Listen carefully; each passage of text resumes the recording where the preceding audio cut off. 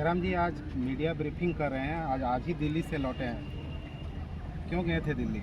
हाँ, दिल्ली इलाज के लिए गए थे और मीडिया से मुखातिब होने का भी कारण यही है कि हमें लगता है कि हम पब्लिक की प्रॉपर्टी बन चुके हैं। पब्लिक ने चंदा देकर मुझे चुनाव लड़ाया है, तब मेरा जीवन व्यक्तिगत नहीं रहा, तो इसलिए पब्लिक को जानने का अधिकार है। जानना इसलिए अधिकार है क्योंकि डॉक्टर का सख्त हिदायत है कि आगामी 10-15 दिन बिल्कुल वॉइस को रेस्ट करना है, और अगर हम पब्लिक को अपने बारे में नहीं बताएंगे तो शायद वो असमंजस की स्थिति में होगी। वह सुबह मेरे घर आ जाएगी, हमसे समस्या को लेकर आ जाएगी, और अगर हम उनकी समस्याओं को नहीं सुन पाएंगे, घर में नहीं रहेंगे, तो उनको भी बुरा लगेगा। तो इसलिए आज हम अपने बारे में भी थोड़ा बताना चाहेंगे। हालांकि स्थिति थोड़ा ख़राब है, रिपोर्ट है, और हालांकि सब चीज़ बताना नहीं चाहिए, लेकिन मैं बार बार कह रहा हूँ मैं पब्लिक की प्रॉपर्टी बन चुका हूँ। लोगों ने मुझे चंदा देकर चुनाव लड़ाया है, तो लोगों की मुझसे अपेक्षाएँ हैं, तो मेरा कुछ भी लाइफ ऑफ पर्सनल रहा नहीं। तो फिलहाल दिल्ली में गए थे तो कुछ समस्याएँ आई, जिसमें लंग्स और थ्रोट में इंटरनली मतलब अंदर साइड से छोटे छोटे घाव, मतलब इन्फेक्शन कह सकते हैं। मैंने थोड़ा अभी मामूली घाव का रूप लिया है, ये सारे रिपोर्ट्स हैं। और मतलब उसका रीज़न ये है कि बोलना, अगर आप बोलने, और हम तो 1 साल पहले ही मुझे वार्निंग भी मिली थी कि आप अगर बोलेंगे तो थ्रोट का प्रॉब्लम होगा, और प्रॉब्लम हो चुका है। यानी कह सकते हैं कि हम जानबूझ के एक्सीडेंट अपना करवा रहे हैं। बस रीज़न है कि जनता, जब भी जनता समस्या लेकर आती है हम भावनाओं में भर जाते हैं, चाहे पदाधिकारी रहो चाहे कुछ भी रहो, हम तुरंत उनकी समस्याओं का समाधान करने के लिए प्रयास करने लगते हैं। तो इसलिए थोड़ा सा आप जनता से हम कुछ दिन के लिए माफ़ी चाहेंगे। इसलिए आज मजबूरी में अपना रिपोर्ट भी हम लेके आए हैं। हालांकि ऐसे पहले 2 सालों से मैंने कभी नहीं कहा, लेकिन ये सत्य है कि मेरा 29 साल की उम्र में मैं आपको बताना चाहूँगा कि जितना मैंने पूरी ज़िंदगी में दवा नहीं खाया है, मात्र इन 2 सालों में खाया। जितना मेरा ज़िंदगी में पानी नहीं चढ़ा उतना पानी इन 2 सालों में चढ़ा। जितना रोग मेरा पूरा जीवन में नहीं हुआ था उतना इन 2 सालों में हुआ। तो फिलहाल लंग्स में और थ्रोट में अंदर साइड से छोटे छोटे मतलब दाग कह सकते हैं या हल्का मामूली घाव कह सकते हैं, ये उसकी रिपोर्ट है। और उसके लिए 15 दिनों का विशेष परहेज़ है, उसी को फॉलो कर रहे हैं, और उसी के लिए दिल्ली गए हुए थे। लेकिन चूँकि विधानसभा का चुनाव भी है और अपना पर्चा भी भरना था, तो प्रोटोकॉल को फॉलो करते हुए आना पड़ा। हालांकि डॉक्टर की हिदायत थी कि अभी 2-4 दिन दिल्ली में रुकें, लेकिन उस प्रोटोकॉल को फॉलो करने के लिए आए हैं। तो जरा मतलब संगठन के कार्य में अभी एक्टिव नहीं रहेंगे क्या? देखिए, अब हमें लगता है यहाँ से विश्राम तो संभव नहीं है, लेकिन कुछ प्रोटोकॉल और कुछ मर्यादाओं का अनुपालन करना होगा। अगर आप डॉक्टर की बातों को नहीं मानते हैं, आप वकील की बातों को नहीं मानते हैं, तो शायद टीचर की बातों को नहीं मानते, तो नुकसान तो होगा। और साल भर पहले ही मुझे डॉक्टर ने कहा था, और उन्होंने थ्रोट को ही कहा था कि आप थ्रोट की गंभीर बीमारी से ग्रसित होंगे, और साल भर सामने रिजल्ट है वही है। हमने बातों को अनसुना कर दिया, जनता के आंदोलनों में व्यस्त रहें, धरनों में व्यस्त रहें, सभाओं में व्यस्त रहें, जनता के हक अधिकार की लड़ाई में व्यस्त रहें। तो ये कह सकते हैं 29 साल की उम्र में एक युवा है। जहाँ 70 साल का कोई विधायक होता है तो मामूली खरोच आता है तो सीधे साउथ इंडिया भाग जाता है, कलकत्ता भाग जाता है, तो दिल्ली भाग जाता है। लेकिन 29 साल का युवा जिसका पूरा कैरियर पड़ा है, लेकिन उसने कभी अपने जीवन की परवाह नहीं की। और आज 2 गंभीर बीमारियों से, फिलहाल मैं 2 नई गंभीर बीमारियों से आपको परिचय करवा रहा हूँ। 12 जो है वो पुरानी बीमारी हैं। इसमें तमाम आँख का भी रिपोर्ट है, आँख में भी इशू आया है, लीवर का भी इशू है, बहुत सारे इशू हैं, मतलब 1 दर्जन इशू है। लेकिन 2 इशू जो नए आए हैं वो थ्रोट का है और लंग्स का है। आगे सवाल कीजिए। आगे ये जो चीख ज़्यादा बात करते हैं, आप भाषण देते हैं, उसका कारण है क्या? वही कारण है, जनता के लिए जो आप चीख बात करते हैं, मतलब वही आंदोलन में जाना, पब्लिक से मिलना, बातें करना, सभाओं में भाषण देना, वही कारण है। ये खास रहे उसी की वजह से क्या है? अच्छा, जयराम महतो एक नए सिरे से राजनीति कर रहे हैं। पहले जिस टाइप का जेएसएससी का वैकेंसी निकलता है उस टाइप से आप विधायक बनने के लिए वैकेंसी फॉर्म भरवा रहे हैं। जी, देखिए, हम लोग कुछ नया करना चाहते हैं, और नया करने के लिए राजनीति में आए, इसीलिए अड़चनें भी आ रही हैं। जब से हमारी पार्टी का रजिस्ट्रेशन कंफर्म हुआ है, लोग मतलब एक किसी नवजात पर चील कौवे झपट्टा मारते हैं, उसी तरह एक नए जीव की तरह हम एक कोई नया जीव हैं, कोई छोटा सा हम पक्षी हैं, एक छोटा सा जीव हैं, और बाकी जो राजनीतिक दल, उनके साजिशकर्ता, कुछ यूट्यूबर्स एक झपट्टा मार रहे चील और गीद की तरह। जब से मेरे पार्टी का रजिस्ट्रेशन हुआ है, स्वाभाविक है आपके मन में भी कुछ नाम आते होंगे, तो इन चुनौतियों से कैसे निपटे उसके लिए भी हम लोग तैयार हैं। लेकिन जेन्युइन सवाल है जयराम जी, आप आंदोलनकारी का पार्टी कहते हैं, गरीब लोगों का पार्टी कहते हैं, और फिर फॉर्म भरने के लिए 5000 रुपये ले रहे हैं। देखिए अनिल जी, आप अगर है तो आप मेरे फॉर्म में कहीं नहीं लिखा है कि हम 5000 डिमांड किए हैं। किसी भी प्रत्याशी ने अगर फॉर्म 5000 रुपये के लिए लिया है तो मैं सख्त हिदायत दूंगा कि वापस कर देंगे, वो आएँ और वापस मांग लें। सबसे पहला बात, जब आप पार्टी में आते हैं, देखिए कोई भी पार्टी को चलाने के लिए 4 क का होना बहुत ज़रूरी है। अगर 4 क को आप महत्वपूर्ण नहीं देते हैं तो आप कभी पार्टी नहीं चला पाएंगे।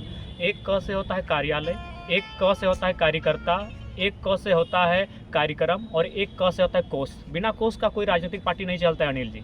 तो सुनिए, हमारे पार्टी का संविधान, जो भारत का जो संविधान है ना, जहाँ 1951 आर्टिकल के तहत जब आप पार्टी का रजिस्ट्रेशन करते हैं ना, तो वहाँ आपको तमाम अनुच्छेद बना के देने होंगे कि आप कई साल में मीटिंग करेंगे, कितने महीनों में आपकी जिला की मीटिंग होगी, आप जो सदस्य बनाएंगे उसका शुल्क क्या होगा। ये संवैधानिक है। तो सबसे पहले जो जान वो राजनीति को नहीं जानते हैं, जो गला फाड़ के चिल्ला रहे हैं, हल्ला कर रहे हैं। हमारे पार्टी के संविधान में जो दिल्ली के चुनाव आयोग से मान्यता प्राप्त है, वहाँ स्पष्ट शब्दों में लिखा है कि जो हमारी पार्टी में केंद्रीय पदाधिकारी, केंद्र सदस्य होंगे, उनको 5,000 रुपये शुल्क वार्षिक लिए जाएंगे।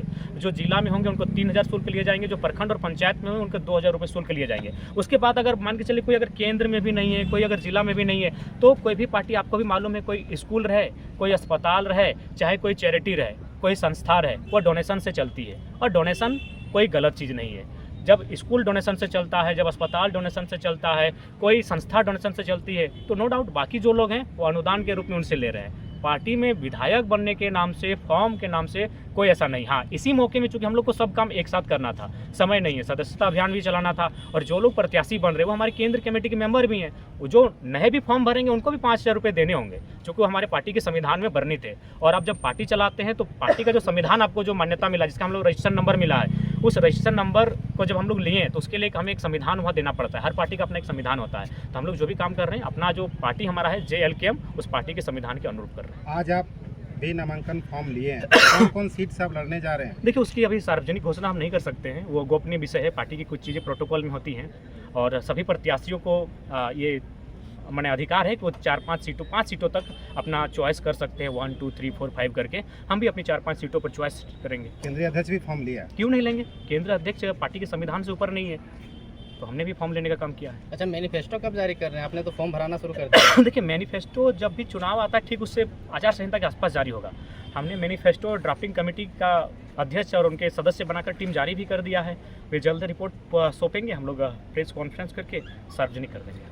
लोकसभा चुनाव के बाद जयराम महतो अपना संगठन को मजबूत पा रहे हैं कि कमजोर पा रहे हैं? बहुत मजबूत पा रहे हैं। लोकसभा चुनाव के बाद बहुत मजबूत पा रहे हैं, और इसमें कोई किंतु परंतु नहीं है। पार्टी का रजिस्ट्रेशन हो गया, तो क्या लगता है आपको विधानसभा के चुनाव से पहले आपका सिंबल आ चुका है? तो सिंबल बिल्कुल मिलेगा, हमारा सिंबल मिलेगा। सिंबल मिलने में कोई रोक टोक नहीं होगी। जयराम महतो को ही सिर्फ टारगेट क्यों किया जा रहा है झारखंड में? देखिए, हम नाम लेके ही बोलिए ना, हमको आप कोई परहेज नहीं उनका नाम लेने से। बोलिए कौन टारगेट नाम कर रहे लेने हैं? के बोले एक कुछ तीर्थ तथाकथित पत्रकार अपने आप को कहते हैं, देखिए, सबसे- जो आपके हर एक एक्टिविटी को वॉच करते हैं बहुत माइन्यूटली, और उस पर हर एक चीज़ में कमेंट करते हैं। देखिए, और मैं विस्तार पूर्वक बता देना चाहता हूँ। देखिए, ये मानव की ह्यूमन साइकोलॉजी होती है। अगर मान के चलिए ये मेरा गांव है, अगर इस गांव के लोग मुझसे प्रेम करने लगेंगे ना, तो कुछ लोगों को मुझसे नहीं, लेकिन उस प्रेम करने के भाव से नफरत होने लगेगा कि इसको इतना प्रेम क्यों मिला। अभी मान के चले, एक बात बताइए, धोनी ने किसी का कुछ बिगाड़ा है? विराट कोहली ने किसी का कुछ बिगाड़ा है? सचिन तेंदुलकर ने किसी का कुछ बिगाड़ा है? लेकिन उनके हेटर्स है कि नहीं? तो लाइक दैट, जब आप सक्सेस होते हैं, जब आप अच्छा काम करते हैं, तो कुछ लोग हेटर्स मिलते हैं। देखिए, एक आलोचना अलग होता है, हेटर अलग होता है। जैसे मान के चलिए, मैं भरे मंचों पर धोनी के ड्रीम 11 का खिलाफ करता हूँ, रोहित शर्मा रहे चाहे विराट कोहली के विदेश में शादी करने का भी मैं खिलाफ हूँ। लेकिन जब भारत को जरूरत पड़ती है कि 3 विकेट गिराए, मैं चाहता हूँ कोहली शतक बनाए। इसका मतलब मैं उनका हेटर नहीं हूँ, मैं उनका आलोचक हूँ। कि आपने विदेश में शादी किया, आपने ज्वेलरी ऑस्ट्रेलिया से मंगाया, आपने पानी का बोतल फ्रांस से मंगाया, तो मैंने उनके इस व्यवहार की आलोचना की, मैं उनका आलोचक हूँ। लेकिन ये जो लोग हैं मेरे आलोचक नहीं है, मेरे हेटर हैं। अगर आप मेरे आलोचक थे तभी तो 8,000 रुपये अंगद नायक को नहीं दिए, तो सवाल उठाए नहीं। आप बिल्कुल उनके परिवार को, सबसे पहली बात, उसकी भरपाई कोई नहीं कर पाएगा। लेकिन आप सच्चाई जान लीजिए, जब वह घटना घटी थी उस समय हम लोग जितना सहयोग पड़ा था, बहुत सहयोग किए थे, और आगे भी हम लोग का कोई। अच्छा, एक बात बताएं, नरेंद्र मोदी 3 बार प्रधानमंत्री बने, क्या भारतीय जनता पार्टी के कार्यकर्ता या फिर कोई अन्य दल के कार्यकर्ता सड़क किसी दुर्घटना में घटना नहीं होता है? क्या कोई ऐसा पार्टी है जो किसी परिवार के लिए ऐसा खड़ा होता है? तो देखिए, हमने भी, जब हमारी पार्टी कोई विधायक नहीं है, हमारा पास कोई स्रोत नहीं है, उसके बावजूद हम लोग हमेशा खड़े रहे उस परिवार के साथ। लेकिन कुछ लोग हैं जो मतलब दिग्भ्रमित करने का प्रयास करते हैं। बोला जा रहा था कि आप उसको परिवार को 8,000 महीना नहीं, ऐसा कोई स्टेटमेंट है तो दिखा दीजिए। मेरे जुबान से अगर कोई स्टेटमेंट है तो दिखाइए। नरेंद्र मोदी 3 बार प्रधानमंत्री बन गए, तो आज तक उनके राजनीतिक दल से कितने लोगों का घटना घटा? जेएमएम आज इतनी बड़ी पार्टी है, उनके दल से कितने लोगों ने शहादत दिया है, कुर्बानी दिया है? देखिए, परिवार की मुसीबत में साथ आना, ये स्टेटमेंट है, और आगे भी हम लोग खड़ा रहेंगे, भले उसके परिवार हमारी क्या बोलती है। उसके बाद देखिए, जहाँ तक आप जिस भाई साहब की बात कर रहे हैं, मैं आपको क्लियरली बताना चाहूँगा, वो उनका जो स्वभाव है वह एक घृणित विकृत मानसिकता का स्वभाव है। उसकी कहानी शुरू होती है मेरे आंदोलन में आने से। देखिए, मेरी आलोचना अगर 2 साल बाद होती तो मैं स्वीकार करता कि चलो अब मैं राजनीतिक पार्टी बना चुका हूँ। मेरी आलोचना तो भाषा आंदोलन के बीच बीच में होने लगी थी, जब मेरा ग्रोथ बढ़ने लगा, जब मेरा क्रेज बढ़ने लगा, लोगों में मेरी पॉपुलैरिटी बढ़ने लगी, तभी मेरा विरोध होने लगा था। और जो भाई साहब की बात करते हैं उनसे पूछिएगा, 21 तारीख को देखिएगा, आज भी उनका पोस्ट होगा कि मैं अपने कुछ साथियों के साथ पदयात्रा में जा रहा हूँ, कुछ साथियों के साथ। जबकि 17 तारीख को 4 दिन पहले धनबाद और बोकारो में 250 लोगों का मीटिंग था। हम लोग का ये रणनीति था कि तेलमोचो ब्रिज का एक साइड हम लोग जाम कर देंगे 72 घंटा के लिए, अगर भाषा वापस नहीं होता है तो। हमें लगता है उसके बाद जैसे हम 17 को मीटिंग करते हैं और जब ये निर्णय आपस में चर्चा करते हैं, हालांकि तय नहीं हुआ था करेंगे कि नहीं, अगले दिन भाषा वापस हो जाती है। जब 18 को भाषा वापस हो चुकी है तो 21 को क्यों गए थे? तो इसका रीज़न यही था। एक हमारे तो चाची के भी बड़े नेता हैं जो मेरे ही क्षेत्र के हैं, और उनको भी ये लगा था कि अगर ये लड़का आगे बढ़ेगा तो कहीं ना कहीं मेरे लिए संकट होगा। तो उन लोग एक प्लानिंग किया कि अब इसको पूरा राज्य जानने लगा है, इसके हाथों में नेतृत्व है, मानव श्रृंखला हो चुका है, लाखों की भीड़ आ चुकी है, अब क्या कीजिएगा ना कुछ नया कीजिए ताकि नेतृत्व को इसके हाथों से लिया जाए। तब वो क्या किए, पद यात्रा निकालें। आपको पद यात्रा जाना था, हम लोग भी समर्थन करते। उस मीटिंग में चर्चा काहे नहीं हुआ? जो मीटिंग धनबाद और बोकारो तेलमोचो ब्रिज में बुलाया गया था, जिसमें 250 नौजवान थे, उस मीटिंग में वे भी उपस्थित थे। जो लोग पदयात्रा में गए थे वे लोग भी उपस्थित थे, जबकि 4 दिन पहले मीटिंग हुआ था। इसका रीज़न एक ही था कि वे लोग चाहते थे कि नेतृत्व को जयराम महतो के हाथों से ले लें, क्योंकि सबको नेतृत्वकर्ता बनना था, सबको लीडर बनना था, और वो नहीं चाहते थे कि हम लोग से जूनियर लड़का लीडरशिप करे। क्योंकि आपको भी उनका इतिहास मालूम है, सूर्य सिंह बेसरा उनको एक बार कहाँ सीएम प्रोजेक्ट कर चुके थे हाथ खड़ा करके। ये हमारे जो नेताजी हैं आज हमको लगता है 7-8 साल पहले से अपने आप को टुंडी का यूथ आइकॉन लिखते हैं फेसबुक में। तो ये लोग ऑलरेडी अपने आप को नेता, स्वघोषित नेता मान चुके थे और जनता हमें मान रही थी। तो लिहाजा उनको उस बात से तकलीफ हुई। मैंने पहले कहा, आलोचक अलग होते हैं, हेटर्स अलग होते हैं। आज धोनी का रन बनाना यानी अगला का हेट करना, सचिन का शतक बनाना यानी अगला का हेट करना। तो जब मैं राजनीति में आया तो जाहिर सी बात है, हाँ, अगर ये अपने आप को इतने ही बड़े आलोचक कहते हैं तो जब मैंने 3.5 लाख वोट लाया तो एक दिन मेरी प्रशंसा कर देते, जिसकी प्रशंसा पूरे देश ने किया, जिसकी प्रशंसा पूरे राज्य की मीडिया ने किया, और हम प्रशंसा के हकदार हैं भाई। 1952 से भारत देश में चुनाव होता है, 27.5% वोट आज तक कोई इंडिपेंडेंट कैंडिडेट फर्स्ट अटेम्प्ट में नहीं लाया है। आप इतिहास पता कर लीजिए। और अगर झारखंड की बात कीजिएगा तो झारखंड मैंने हिस्ट्री को ब्रेक किया है। आज 3.5 लाख वोट लाने वाले शख्स को आप एक बार चर्चा नहीं कर पाए। आलोचक किसे कहा जाता है? जो आपको नकारात्मक भी कहेगा और आप अच्छा करेंगे तो उसकी प्रशंसा भी करेगा। आप तो कभी लाइव नहीं आए, चलिए ठीक है, उसके बाद आप लोग लाइव आते हैं, अच्छा बात है लाइव आइए, लेकिन आप तो ले दे के जयराम महतो पे लाइव आते हैं। उनसे जो जुड़े हैं मोतीलाल महतो, फरजान खान, तो राजकुमार मंडल, तो पूजा महतो, तो बेबी महतो, ये आपकी घृणित मानसिकता है। ये राजनीति नहीं, और ये सवाल भी है, और ये सवाल नहीं है, ये सवाल नहीं है। अगर आप सही में अपने आप को मानते हैं कि हम निष्पक्ष हैं तो आप उस दिन भी लाइव आते हैं जब कल्पना सोरेन को टिकट दिया गया, आप उस दिन भी लाइव आते हैं जब सुबोध कांत साय की बेटी को टिकट दिया गया, आप उस दिन भी लाइव आते हैं जब अनूप सिंह की पत्नी को टिकट दिया गया, आप उस दिन भी लाइव आते हैं जब नेहा शिल्पी तुर्की को टिकट दिया गया, तब तो मानते हैं। क्या लगता है ये लोग कहीं से प्रेरित है या नहीं, बायस्ड है? फंडिंग है आप कहिएगा तो, चूँकि जो लोग उनको मिलाने का काम किए उन लोग बोलने के लिए तैयार है, लेकिन वो थोड़ा सा हमने कहा कि नहीं रिश्ता खराब मत कीजिए। तो आप ही बताइए ना भाई, आप आते ठीक है, एक दिन आप बीजेपी को लेकर लाइव आते, आप एक दिन जेएमएम को लेकर लाइव आते, एक दिन आरजेडी को लेकर लाइव आते, एक दिन जेडीयू को लेकर लाइव आते, एक दिन कांग्रेस को लेकर आते, उसके बाद एक दिन जयराम महतो और जेलकम को लेकर आते, लोग आपको मानते हैं। आप तो हाथ धो के पीछे पड़े। इसका मतलब यही है कि घृणित और विकृत मानसिकता और नफरत का जो भाव। आपके फोन और टी शर्ट पे भी नजर रखा जा रहा है। लोग कहते हैं कि लोग रेंज रोवर में घूम रहे हैं, लोग राज्य को लूट के चले गए, करोड़ों की संपत्ति लूट के चले गए, धनबाद से कोयला लूट के चले गए, कोई सवाल नहीं हुआ। तो आप चाहिए टी शर्ट को हिसाब लीजिए, 800, 700, 900 यही टी शर्ट होता है। हम लोग बोले तो, हम जब दिल्ली गए थे हम लोग एक थोक में 6-7 टी शर्ट वहाँ से लेके आए थे, क्योंकि एक के बदले एक इस टाइप का ऑफर था, करोल बाग से लेके आए, जाइए पता कर लीजिए।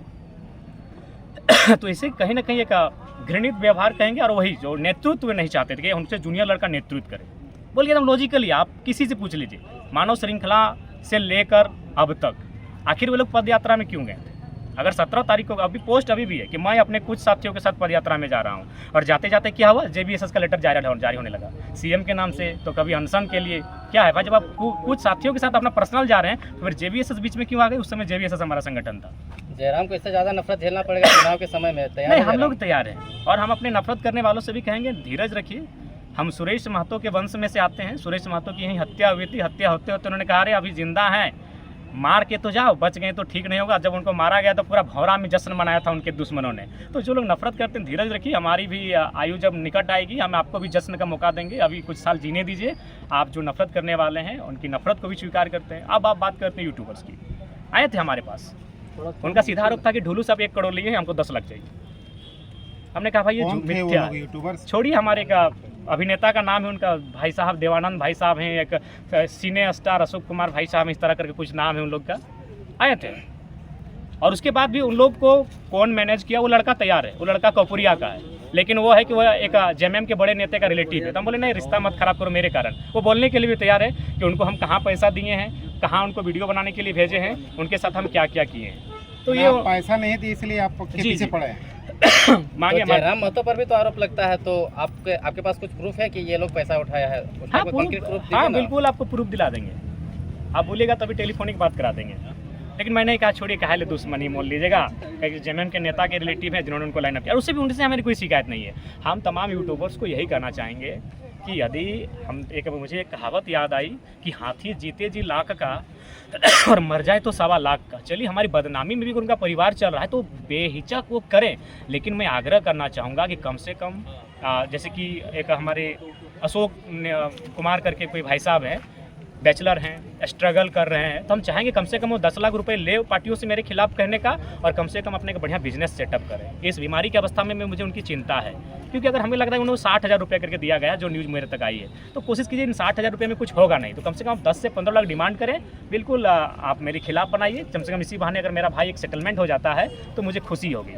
और अभिनेता देवानंद जी भी, अगर उनका परिवार अगर सेटल हो जाता है तो कम से कम मोटी रकम ले, ताकि एक बढ़िया बिजनेस में वो दादा, लगाए। जब तक चुनाव नहीं होगा तब तक आपके पीछे ये लोग खड़े रहेंगे, कैसे वही निपटेंगे? टास्क ही वही है। देखिए, सबसे पहले इन्होंने 3 जिला परिषद का इंटरव्यू लिया था, मुझे याद है। एक तोपचाची का जिला परिषद, एक दुगदा का जिला परिषद, एक ऊपर घाट का जिला परिषद। जब आपने उनके खिलाफ मेरा इंटरव्यू लिया तो अभी जाके इंटरव्यू लीजिए, तीनों को पंचायत में हम पटक के आए हैं, तीनों को पंचायत में हम उनका बूथ से लीड करके आए हैं। अभी इंटरव्यू कहने ले रहे हैं, इसीलिए इंटरव्यू लेना जनता का लीजिए, हमें शिकायत नहीं है। अगर आप नेता का प्री प्लानिंग इंटरव्यू लेंगे तो अभी प्री प्लानिंग